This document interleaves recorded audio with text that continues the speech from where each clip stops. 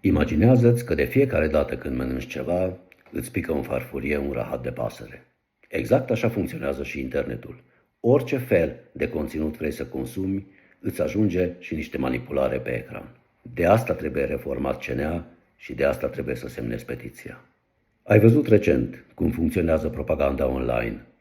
Mii de conturi de Facebook și zeci de mii de conturi de TikTok au vărsat spre tine conținut de ură și de dezbinare, intenționat și calculat.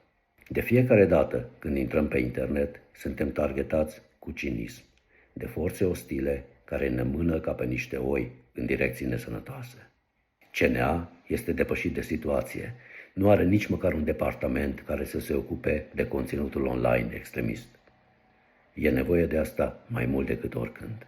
De asta cerem de urgență o reformă a CNA, ca să ne putem consuma TikTok-urile fără rahaturi în farfurie.